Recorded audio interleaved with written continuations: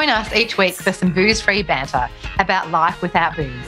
If you're entertaining the idea of cutting back your booze by a day, a week, a month, or for the rest of your life, we would love for you to tune in. Buckle up and come along for a ride that may just change your life. Please note that some of the conversations we have may be triggering. Please reach out to your local support service in Australia. That's Lifeline 131114. Maso. Hey, Breeza. Did you know that Altina non-alc botanically built wines are a celebration of carefully chosen ingredients designed to build in complexity on your palate as you sip? Did I really?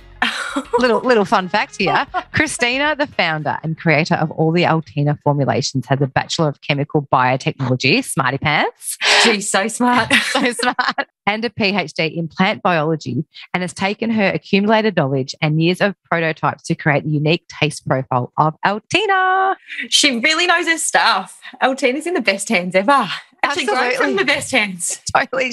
She has nailed the formulation and amazing stuff. We love it. We really do. Thanks, Altina. Thanks, Altina. And where can you buy Altina, Maso? Dan Murphy's. Dan Murphy's, yep. Ask your local Dan's or jump online, altinadrinks.com.au. Get them in your life. They are the best. Breeza. Maso. Hello, mates. How are you? I'm good. I've just actually got back from the beach. Oh, beach bum. Yes, beach bum. Went down there for a few days with the kidlets, which was great.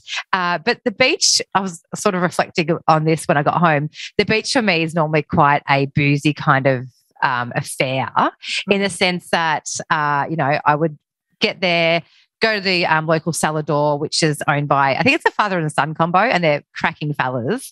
Yeah. And they have like a huge range of local wines, and they have all these unreal different craft beers, like supporting lots of independent brewers. So I normally go and like select all these different craft beers based on how the can looks. And like I'm talking like 6 to 10%ers. So I'd get my like little craft beers, and then I'd get my, bowl of red. And yeah, then I'd, sort of muster the kids to bed so I could sit up and drink. And then I'd sit there on social media and be a bit of a pest because I'm there by myself. Like once they go to bed, it's just me and the booze. Yes. So I thought that was quite interesting. And so obviously I drank alcohol-free drinks. I was got on the Heaps Normal actually. Yeah, nice. The Salador sells Heaps Normal. But I went out for dinner Wednesday night with a group of friends. And so we we're going to a brewery, right? I won't name the brewery. But I did the old ring up and ask because I checked their menu, and she was like, "Oh, we got Coke and orange juice." Oh. I was like, "Okay." Her name was Mel. I'm like, "Okay, Mel." I said, "Oh, can I bring like a bottle of alcohol-free wine and pay a corkage fee?" And she's like, "Oh, no, we don't do that." So I just was like, "Okay, that's okay. I can get around this." So I snuck in 3 Heaps Normals. I actually had a little esky. So I put in two in my jacket pocket, and the other one was in the esky in the car. So after I finished the 2, I ran out and got the other one. Yeah, and so I was happy to drink, my Heaps Normal beer, which was great. But one of the guys at the table, he was a smoker. Yeah. And he was going out for a dart, and I was like, if I was on the piss, I'd be going out with old mate having a dart. There you go. And then I would have got driven home. So I would have had like 1 glass of wine or 1 beer. I would have gotten home and had that hankering because I'd already, tickled my taste buds with some alcohol, and I would have hooked into probably a bottle of wine. And again, sat on social media and been a pest. So I got to spend lots of quality time with the kids, and we all went to bed early. The 3 of us went to bed early. I was up, up at the crack of dawn, and yeah, it was a really wholesome, really lovely time. Oh, I love this so much. You were bid. You were because I was bidding massively. Yeah, that's so good. I love that. And you saved a few lungies from save some lungs, skipping the lungies. That's it.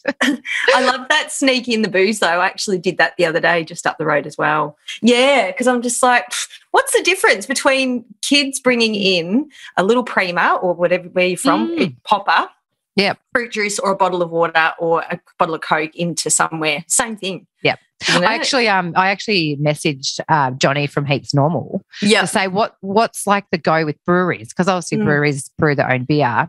But then on the other sense, at the other side, the flip side of the coin of that is breweries, if they want to serve non-alcoholic beers, they've then got to brew that beer, or they can get another brand in. I suppose. So there is an opportunity there, but I was like, I would have happily paid $10 for a Heaps Normal beer or an alcohol-free beer at that brewery. Correct. But anyway. We're educating them as we go. Yeah. Slow burn, but it's really interesting, isn't it? What about you, Maso? How's your week been? I've had a week. You had a week? we need to unpack this. Oh, Lord. I don't know which to start with first. Got a bit going on. A bit. Well, I don't know which to go with. Should I wait for the topic or? Well, I feel like we can condense something in how's your week been, and then we can unpack it in the rest of the potty. Give us a nutshell. Give us a nutshell. Now. Okay. So, yeah. I don't know. I'm really struggling to even say it, actually. It's really difficult. Sorry, wasn't expecting this. Little emotions are popping up. Yeah, fair bit. It's hard to bring it out. So my 8-year relationship is over. Yeah. Big one, mate.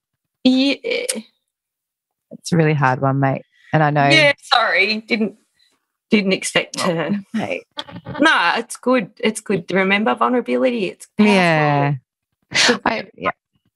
But so we might, I don't know. Park it up. Yeah. Do you want to park it up? Because we are going to discuss this whole podcast today is really a check-in with both of us, isn't it, Maso? And I think it's been really timely because I obviously know what's been going on behind the scenes with your life.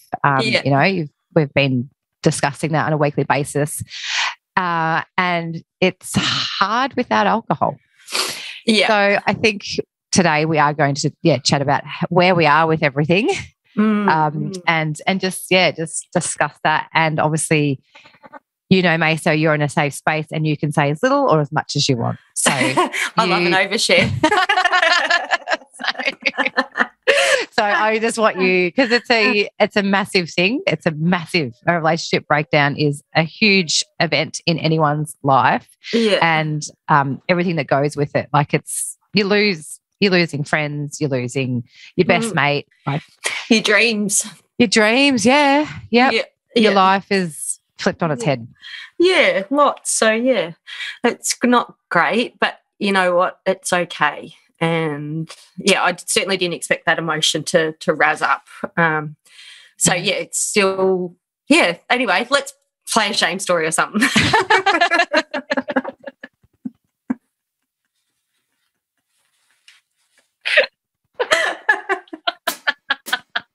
You're gonna have shame on it. Shame on it. Now, Maso, do you feel like you need to wet your whistle before shame story? Hell yeah.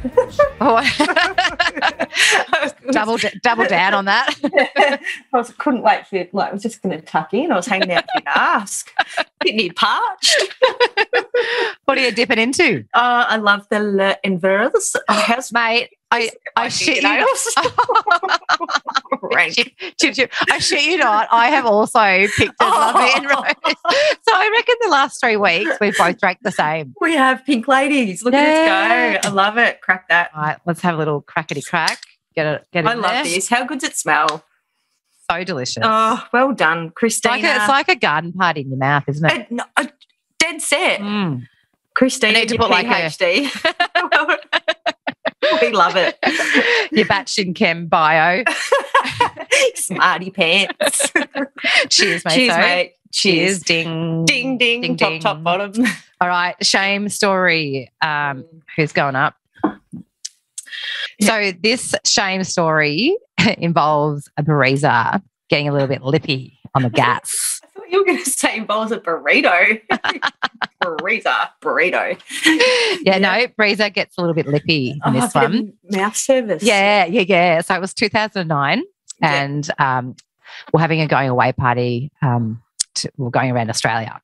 So had a big sesh at the pub, and then naturally everyone came back to the house and really settled in for what was going to be an all-nighter into the next day.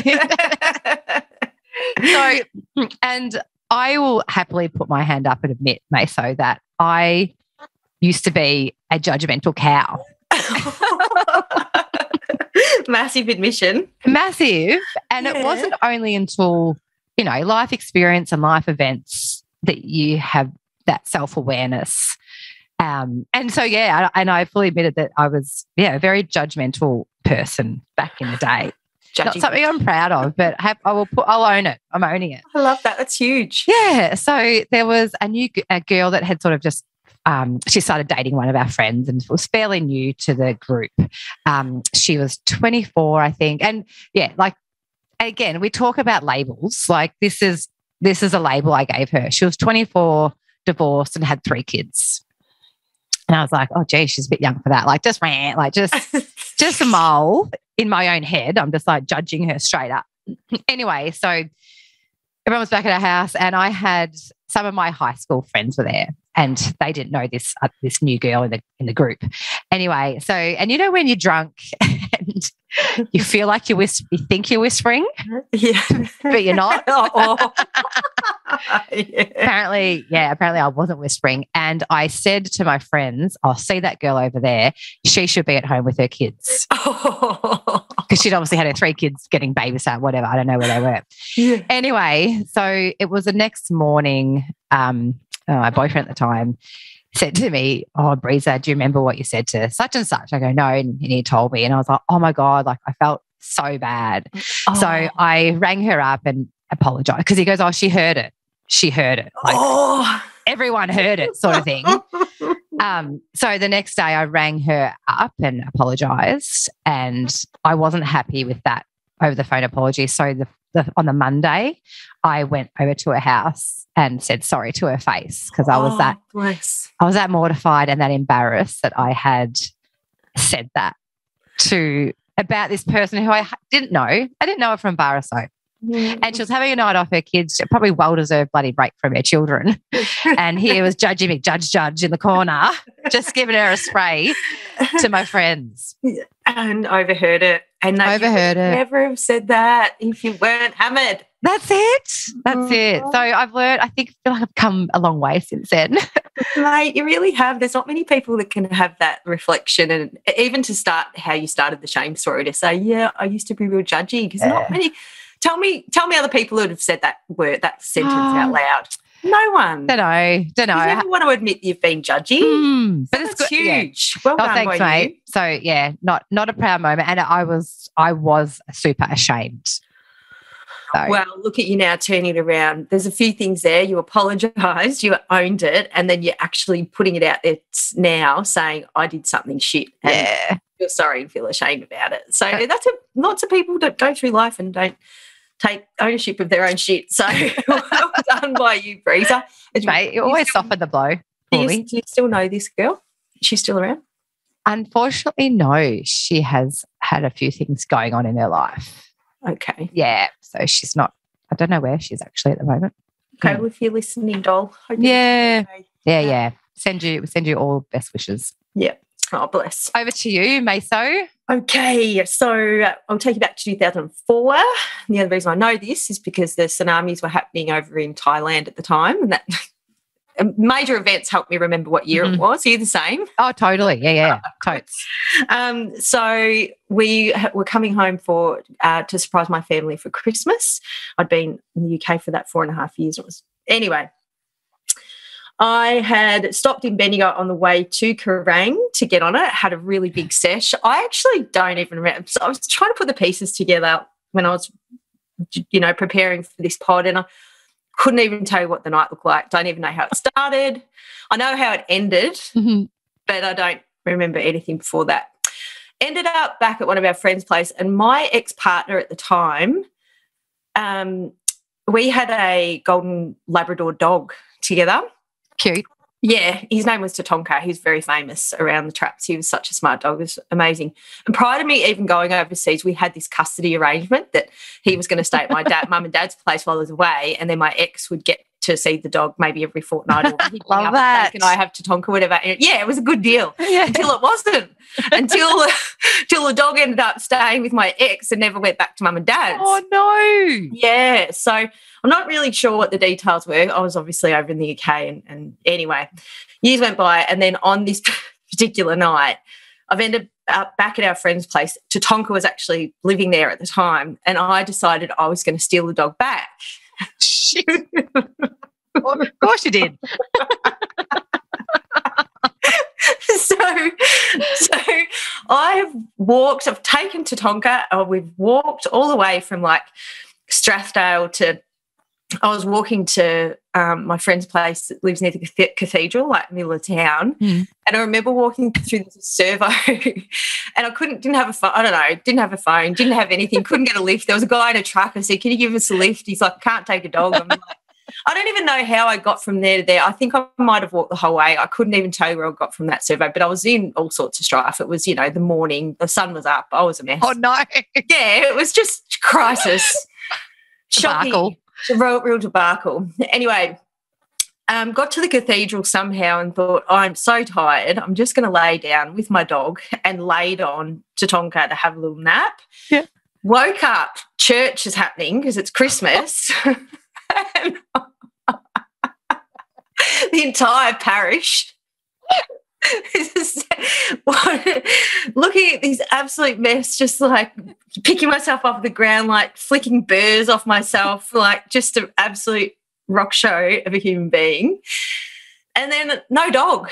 No dog. Oh, dead. So I've walked over to my friend's place, sort of rolled inside, just looking like I've gone 10 rounds with Tyson, just an absolute rat. And I've still got to get home to my families and surprise them for Christmas, but no dog. So I've just dumped that on my friend and said, I've got to get back. Like, can you please help me find the dog or ring the pound or whatever? So I drove her car back to my parents' place, spewed. I had to pull over on the way home, stinking hot summer, farm, had to, jump over a barbed wire fence, just a rat. Anyway, I got to mum and dad's and just like rolled in like, yeah, surprise. Here's your damaged goods from the UK. They were absolutely losing their shit about it. They were just rapt to see me, but I was just, complete damaged goods. And my brother, you know what, I don't know what your sisters are like, but when you're hungover, like they just don't make life easy for you. He's like, oh, do you want a tuna milkshake? Anyway, so I put myself to bed. Christmas was just a write-off. The dog got found. That was all good. But as it turns out, to probably make the matter worse is that turns out I had dengue fever because ended up being really, really sick for days and days and weeks. I was actually really sick for about 6 weeks. So it was sort of the spew may not have potentially could have been totally dengue fever. Yeah, totally, mate. See how I'm trying to justify that. Yeah. Yeah, it was the start of it. It was the start of it. Anyway, I don't know. And then, obviously the dog ends up coming home, and then I was going back to the UK, and then ex and his new partner had to come back and take custody of the dog. It was just this all because I was drinking. Yeah. Did you did anyone offer you bread at church? Like, anyone come out? Where's the wine? Where's the wine? Blood of Christ down the hatch. Oh, mate, that's the church thing. Like, oh Lord. Mate, of literally, Lord. Pardon the pun. All the places to wake up after a sesh. Well done, me. But is the dog like, how was his welfare? You're so cute.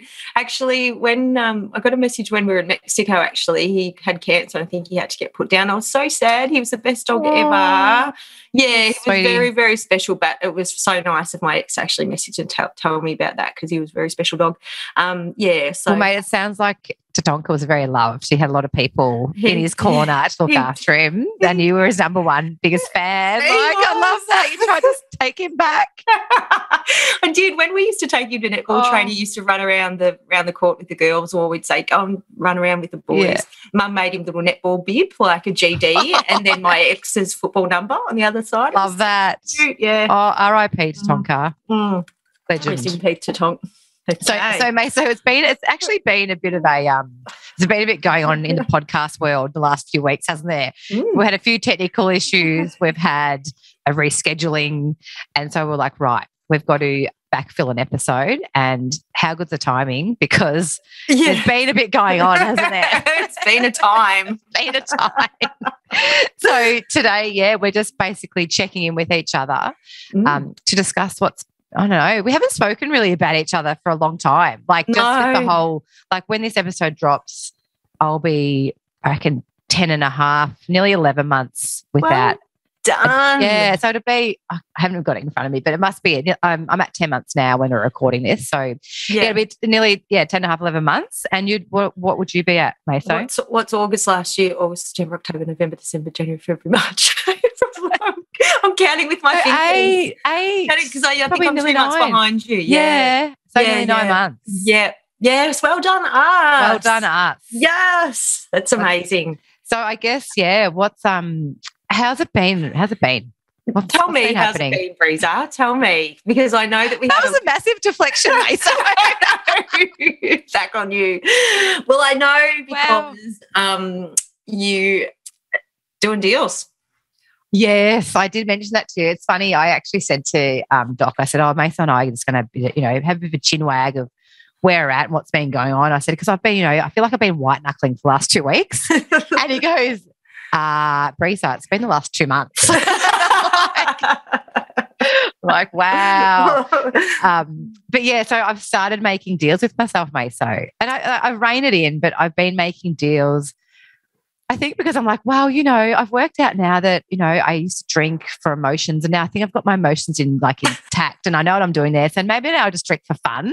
Like I'll just drink. That's me trying to justify it, mate. I love it. Because I suppose I've been, again, romanticizing the past. And talk about timing, I'm going to give this book a little shout out. Look. Twinning. Yeah, you got the book there. It's called After Party. I mentioned it a couple of episodes. Might have been last episode. Anyway, I mentioned it recently. It's by Drew Charles, and I've just actually bowled it over last week. Well done. And love it. In the book, he talks about missing alcohol, and it was at about his 8 to 10 month mark. He writes about it in the book, saying that he thought he'd just get to 12 months, and then he's going to get back on it. He can't wait to get back on it. And he was a bit down the dumps. You could just tell when he was writing about his 8 to 10 month mark. And that's where I've been at, Maso. Yeah. And interestingly, Drew Charles, the author, also speaks about playing it forward, because and can we say that we're going to our news about, we did tell. We did last up as well. So we'll double up. Double announcement. Take 2. Drew's coming on the podcast in a couple of, in a few weeks' time. But he did speak about playing the tape forward, and he always spoke about that first drink that you have then leads to the next 50. And he was, got on the gear quite a bit as well. So he goes on to see how that one beer makes you spiral out of control, and I could relate to that. And it's funny, actually, sorry I'm going on a bit here, Maso, but I just remembered I was speaking to a friend on the weekend during the week. She was down at the beach, and I have found us a unicorn. She's a moderator, and I said to her, because I went to her house and she had this a nice bottle of red there, and I was looking at it going, that's so good, they drink it at dinner. And the next day I was chatting to her, and she said, we always buy a nice bottle of wine. We don't drink during the week, but we'll have a nice bottle of wine, and I'll just have one glass of it, and that's all. Because it might be like an $80, $90 bottle, and that's all she has. And out for dinner the other night, I was watching her. She had a glass of wine, and then she got re-offered because there was a couple of bottles on the table. And she goes, no, I'm fine. And I was like, is this and I said to her, how do you do it? And she said, because I enjoy the taste, and she goes, and I don't like myself drunk. Oh wow! But she's got it. She's got the magic formula. When you were saying that, I was like, that's what I want to be like. But then I also went, no, you love getting drunk. Yep. Yes. Like I love getting plastered. And that's also also the difference. Yep. And Drew talks about that as well. He talks about how he missed getting sideways because he loved it. And I'm like, same. Yeah. Because you drink just to get sideways out of control. And do real stupid shit. And do dumb shit. Fun shit.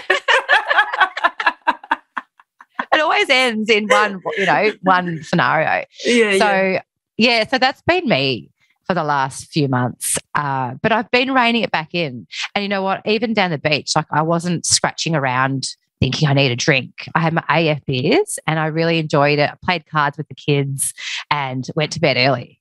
Yeah. So what does it look like, Breeza? What is it? So when you're doing deals, is there something triggering you with that? Is it what kicked that off? Like I know when we had the conversation with Donnie and he spoke about how he had drinks over New Year, I think there was a bit of a shift there and kind of made you go, oh, Donnie can do it. I can probably do it. Yeah, it's those events. And like so last year, Doc and I organised a winery tour. It was the best day. It was so good. And this year, because I'm not drinking, I didn't push to organise it. Right. Because we sort of earmarked it, we talked about it, but it was me that was going to be driving it to organise it.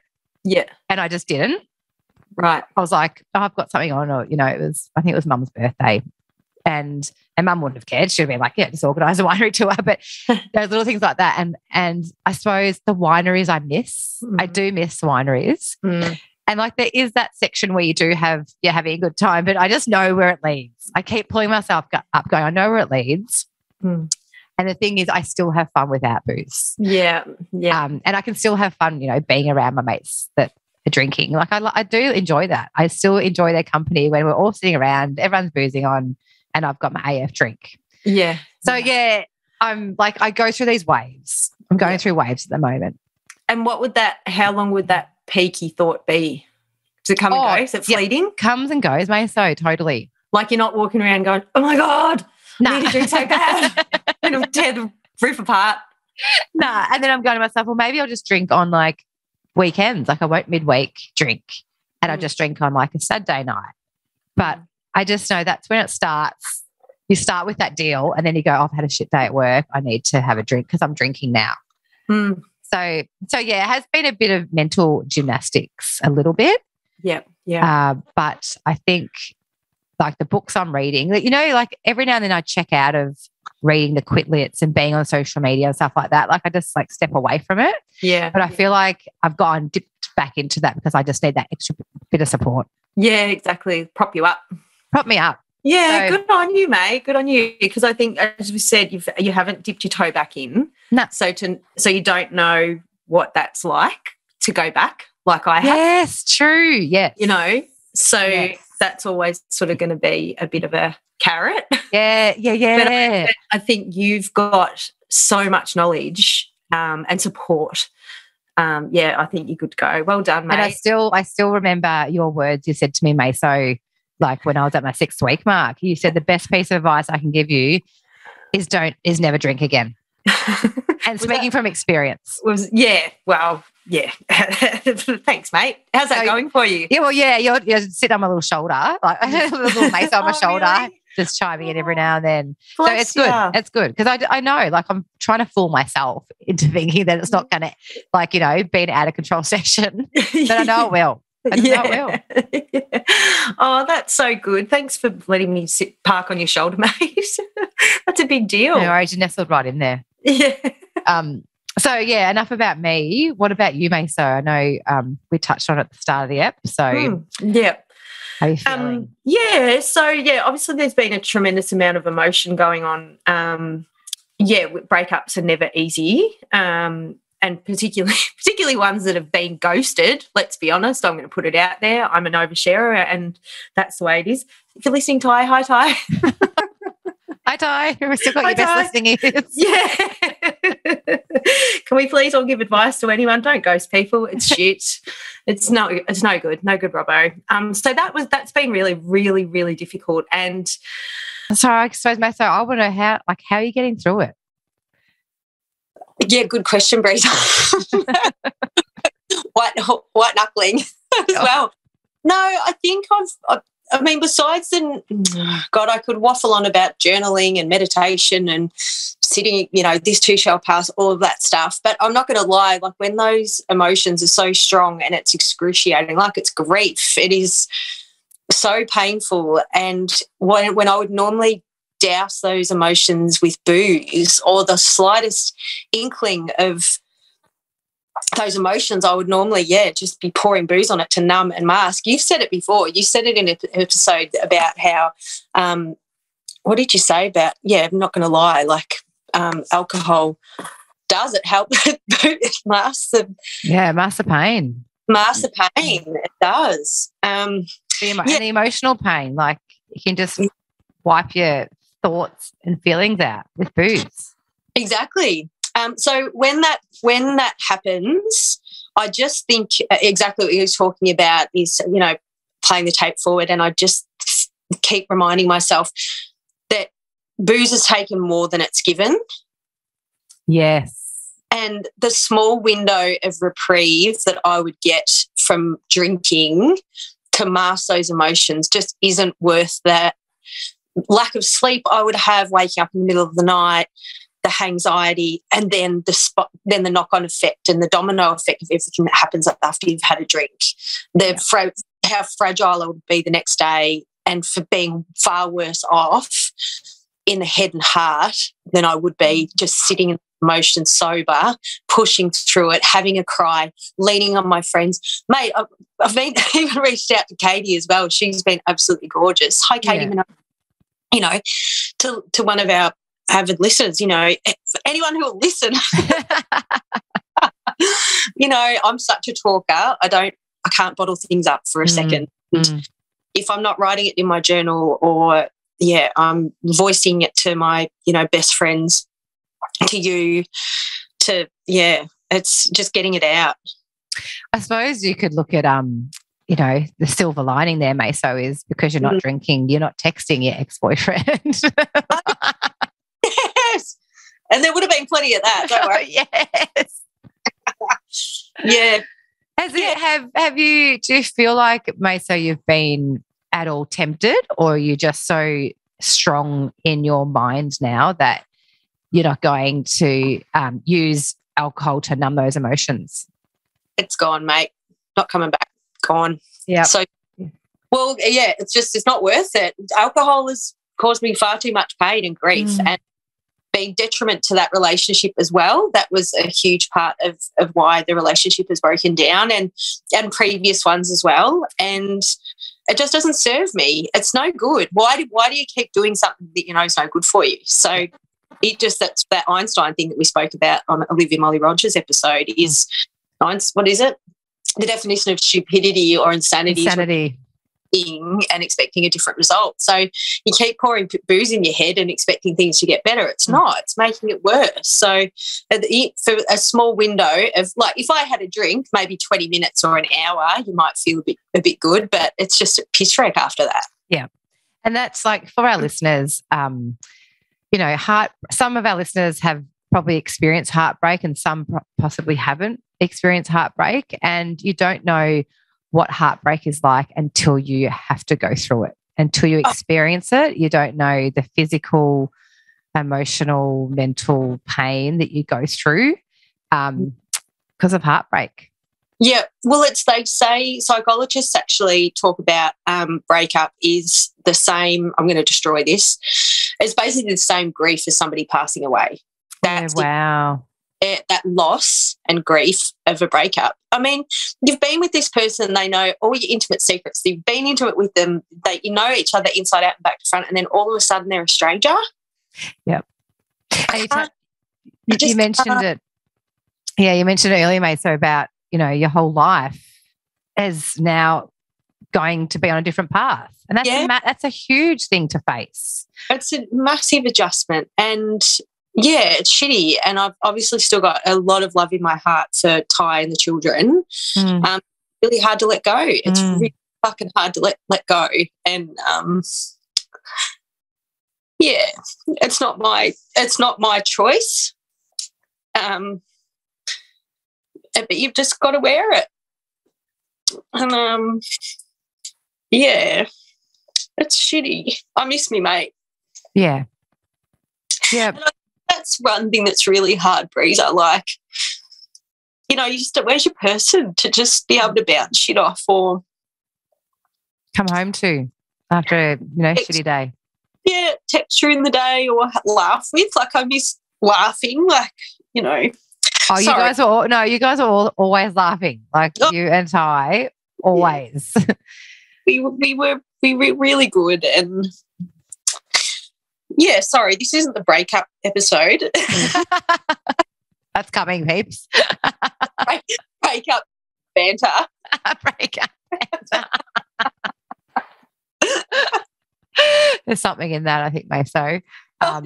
But I think it's just such an important, it's a life event, Maso, that you brought to the surface, and you're doing it without booze, and that is just ginormous. Hard. Yeah. But it's in saying that it's hard, it's also incredibly fucking liberating to have control of it. To not, it really is. It does feel, you said it, Breeza, I remember you said it, it's a superpower. Is because if you can get through that without booze, you're just so much better off for it. It's just. Yeah. Have you sort of reflected, Maso, and thought about what would this situation look like if you had been drinking through it? If I had have been drinking? Yeah. Putrid. Sorry, I'm real sweary.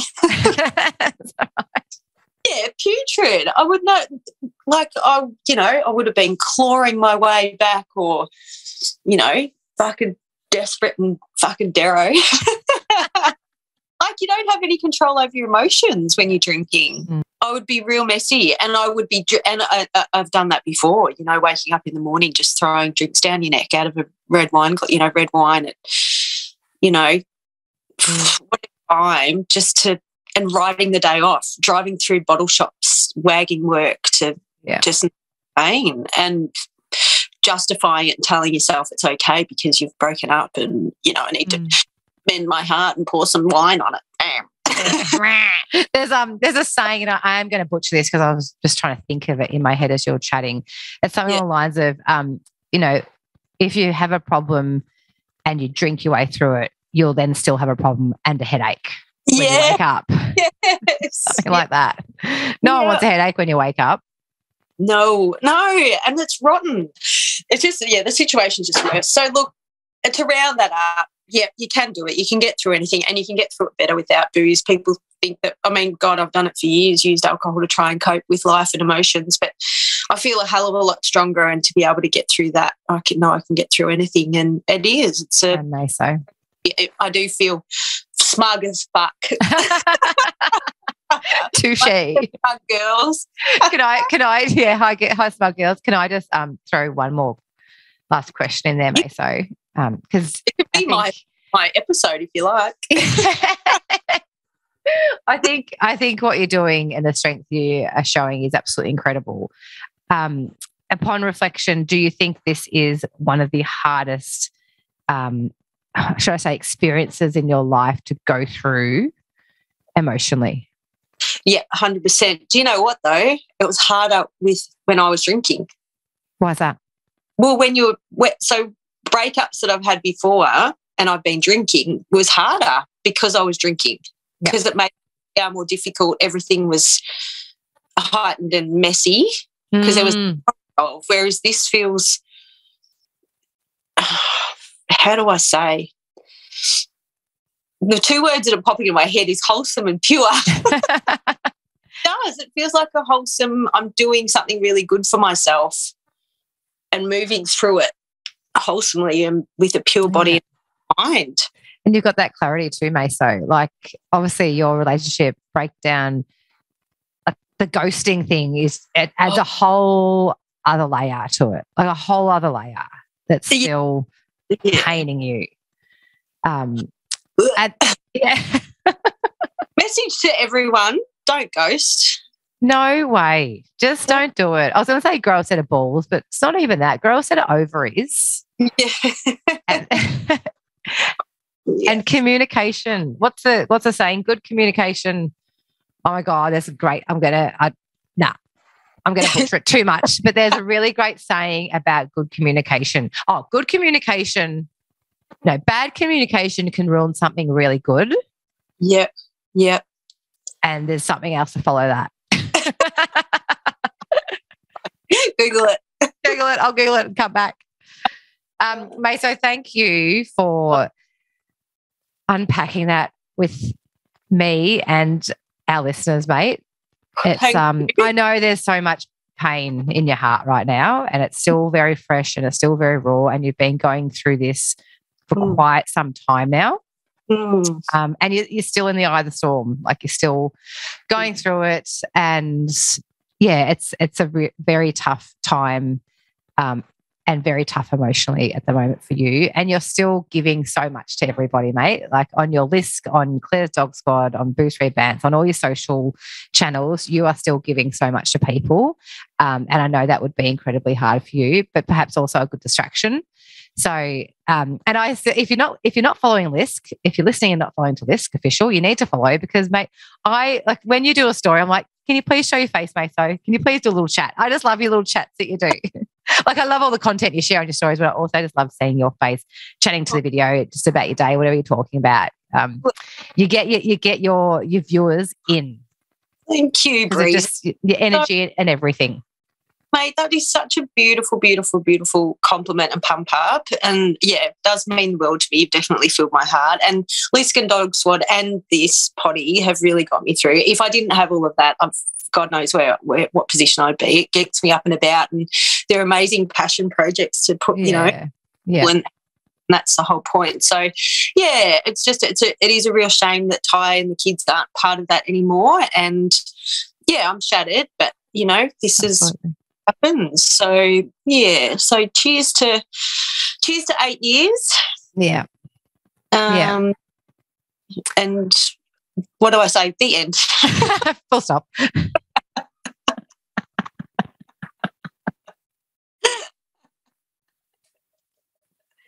love how you just we'll just wrap it up with something funny, bang.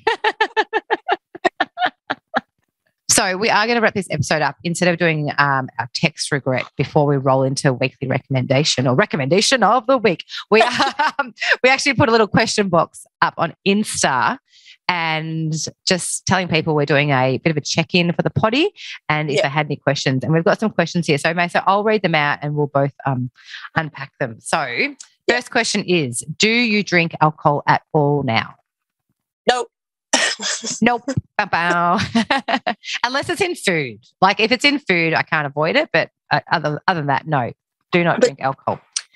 All right. Next question. Thank you to that person. I know who that person was. My mental health, in brackets anxiety, isn't in the best place at the moment. Do you think giving up booze will help? Yes. Yes. And I can't speak, obviously, I can't speak from experience or expertise in that area, but to this listener, I will say that get a copy of the book Alcohol Explained, and there's a whole chapter in there about alcohol and anxiety. And just a quick one. Alcohol changes levels of serotonin and other neurotransmitters in the brain, which can worsen anxiety. In fact, you may feel more anxious after alcohol wears off. Alcohol-induced anxiety can last for several hours or even an entire day after drinking. Boom. Just go Google alcohol and anxiety and you'll be absolutely shocked and just go, oh, wow. And I've read stories, Maso, of people who have been on anti-anxiety medication and they've stopped drinking and they have weaned themselves off. And because they do not get anxiety anymore. So that's a big tickety-boo. Yeah. Okay, this one comes in from another listener who I know actually, because she came to the non-alc drinks tasting event. So we met that night. Yeah, we met that night. Okay, for those dating, how soon do you feel you need to disclose / confess your sobriety? For me, I'd say straight away. I'm the same, Maso. But in saying that, if you had asked me that question probably, 2 months into my sobriety, I'd be like, oh, I wouldn't bring it up until like maybe date number 2 or 3. But now, straight up. Well, I wasn't drinking when Ty and I first started dating. That's right. Yeah. Okay, next question is, Oh, I like this one. Best bit of advice for someone wanting to become booze-free? Yeah, good one. Good question. I reckon just don't press pressure on yourself. Don't go balls to the wall and say, I'm never drinking again. Yeah. I think it's important just to maybe go, just see what it's like not to drink. Have those steps put in place, such as your alcohol-free drinks, calling restaurants first to make sure that you can have them, talk to your friends and family and say, this is what I'm wanting to do. I'm not putting pressure on myself to go alcohol-free, but I want to give it a whirl. And then see what it feels like in between. Like if you drink again, it's not the end of the world. Yeah. Yeah. And so kind of maybe, see what it's like after a few days, and if you still feel really good, keep going a few more days. And that space between drinks gets longer, and then you realise how much better you feel. Yep. That you're really taking check of how good you feel off it. What's yours? I love that advice, Maso. My advice is, because this is what I did and it worked for me. I just thought it was such a valuable tool for me. If you are a reader, or you can probably get on Audible, is to grab yourself a copy of Alcohol Explained by William Porter. And I think it's even just a great read. You don't have to be booze-free to read it. In fact, when you read it, he says, you can still be drinking wine and reading this book. So I just think that for me really educated myself on alcohol. And at that point, I didn't know I was not going to drink. I was like, I might just, educate myself on booze. And that really was a turning point for me, educating myself with Alcohol Explained. And then there's obviously lots of other quit lit books. We never like saying that fast, do we, Maso? I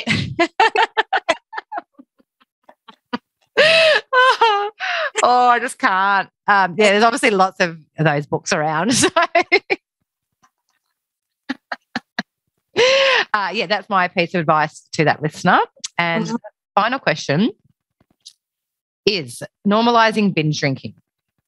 It's okay to get off your face and fucked up, and it's socially acceptable.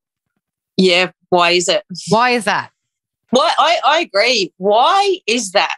Who that was ever a good idea, and now we're going into the grain going, that's just a dumb thing to do, is poison your body and get absolutely hammered. Like we've spoken about it before, the European countries can just have a glass of their, vineyard, beautiful farmhouse, have a siesta.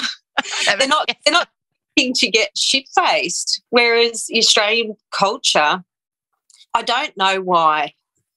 Who knows why? Did Annie Grace or Jill Stark? Jill Stark's writes about it in her High Sobriety book. Yeah. Another good reco for Quitlet. Yeah. But yeah, that's a big question, isn't it? It is. Why is society normalised binge drinking? I think because even on my personal Instagram page, for some reason I still follow like Boozy Betch and 28 Days. I don't know, all these boozy stuff that keep rolling on. And this is from years ago, funny boozy memes. And we've spoken, look at the marketing episode that we just did. Look at boozy traditions. It's everywhere. It's right. It is so socially acceptable and normalised because it is ingrained in every facet of life. Yeah. But I think also there is a bit of responsibility on everyone as an individual. Like as a mum of the two kids of my kids, my responsibility is to perhaps change that drinking culture norm. Generational change, as booze-free dad spoke about. So to educate them and help them see that you don't have to have a skinful of piss to have fun with your mates.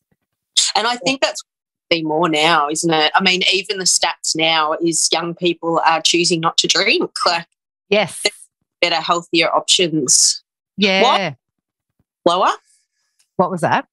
Why is there always a leaf blower? It's normally the Garbo. But I think the big ship is turning. I really do. Like think back to like the 60s and 70s, elite football players, they get drunk during the week. I don't know that for a fact. I shouldn't say they would. But, drinking was acceptable as they were playing football. Now it's obviously gone professional, and they don't binge drink during the season. Yeah. look at Bonnie, may rest in peace. You know, loved having a booze beer. I actually heard Maso. I don't know if I spoke about it in a previous episode, but Billy Brownless was speaking on the radio with James Brayshaw, and Billy actually said he wasn't a big drinker. Yeah, right. Yeah, so drank, but he wasn't a big booze hound. Yeah, right. Which we just all assume. Oh, because he's drinking a can of VB, he must be a big, party boy. Yeah, right. But I think he just loved life. I think he's just one of those characters that loved life and didn't need a skinful of piss to be the life of the party. Just up and about. About. That's interesting because obviously we saw him as this party boy, which when you look at idols, we're like, oh, yeah, he does it, I do it. Bonnie's real, like Larry. Yeah, Billy Brownless made a point of it, saying he wasn't a big drinker, which I was like, oh, there you go. We just all assume that. Exactly. So, got to answer that question of why is it so normalised, but I think we are, as you said, all these little alcohol-free and quickly are making the change. Even Dan Murphy's with the 0% bar. Absolutely. Is just hitting the social medias. Beck Judd was in there the other day, Olivia Molly Rogers. It's really kicking off. So, and the big dogs such as Dan Murphy's, like that's amazing to have inclusion, and that's what we talk about here on the pod. We're not poo-pooing alcohol. We're giving people a voice and making it okay. Yeah. They've got massive pulling power, I'd say, to make some change in that space as well. Normalising. Not drinking. Yeah. So thank you to everyone that sent in questions. I love a little bit of Q&A. So do I. I love including our listeners. Love hearing what they. I hope that's helpful. It's time for the recommendation of the week. What you got, Breeza? I've actually got Strap yourself in, Maso. Got a freaking product. I've got a product. What you got? I don't have it on me, I just realised, but I can explain it very easily. It's a card game and it's called 5 Crowns. Ooh, okay. So you buy in a packet, purple packet. It's called 5 Crowns. I'm not sure if you can get it from the big department stores. I bought it from a local toy shop, Toy World in Bendigo, and my kids are obsessed with it. I'm obsessed with it. I play it with adults. Like I played it for, I don't know, maybe the last 2 years. And so I played it with adults, and when the kids and I are on holidays, we always take it away with us and play it. And they love it, and it's a really fun, easy game. And takes up a good, I'd say, it depends how many people are playing, but it's a good kind of half an hour to an hour of your time. Sit down and have a nice little game of cards. So that's my recommendation. Love a game of cards. Need to get back into canasta. Was that what it was called? You're not thinking are you? Do you say or Uno? Oh, Is there a thing as Uno? No. And is it you've got to say Uno. I don't know. Anyway, we're going down a rabbit hole. My recommendation. Have you got a Sodastream at home? No, always wanted one. Oh my God. Put your hands up if you're listening. Well, actually, all listening, put your hands up if you have a Sodastream. We had one of these as kids, like when the Sodastreams very first came out. Oh my God. We've still got it. I actually take a photo of and post the old school one. Finally, I love sparkling water. Do you like sparkling water? Yeah, big fan. All day long. Never used to love it, but really quite. Oh my God, it's been a freaking game changer and just saved so much money, better on the environment, the whole shebang. Probably get a Sodastream set up for, I don't know, might be $60, $70 from Kmart, I think. And then it comes with one bottle. You buy 2 extra bottles. You can buy the flavours. I don't need the flavours because I just like fizzy water. Straight up. And then just keep a couple of bottles in the fridge and just on recycle all day. I'll probably drink about 3 of these a day. They're so good. That's awesome, mate. I always, as a kid, wanted a Sodastream. Like that was a dream as a child. So maybe I need to fulfill that. It was legit. I used to remember the ads that came on TV, and I was like, oh, I just want one. Oh, like it was fanging for one. I'll get one, mate. It's a bloody life changer. The kids would love it. You get all. Oh, they would. Get one of your Sodastream, and really great for those, non-alcoholic drinks as well. Actually those summer snow that I have. Yes. I actually just put a little topper of that in there, just for a little bit of extra flavour. Brilliant. Wanting your alcohol-free drinks, but we do love alcohol-free drinks. Let's be honest. AF drinks. She'll tell you all about it. That he's going off. Yeah, I've been a bit distant from socials. I don't know, I've just been really just enjoying connections with, actually, I made up a saying the other day, Maso. So to finish that sentence, I was about to say, I just enjoy connections like in real life. My little saying was, your Instagram followers will be there to comment on the photo when your car has broken down, but they won't be there to help you when your car has broken down. Oh, whoa. Do you like it? Get that right here. Love that. Yeah. What inspired that? Because it's great to have connection online, and trust me, I've connected with some unreal people through social media, and some I'll probably never ever meet. Yeah. But yeah, I was just like those people. Sorry, slow you down. What was that? No, you just go. Some you probably never meet, and we've just let them down. You never just broken their hearts. I'm a realist here. But yeah, I just was like, it's the people that you have in a sanctum in real life that are there, are going to be there when you're sick. They're going to be there when you're, down and out. Because people only see a snippet of your life online, like a snippet.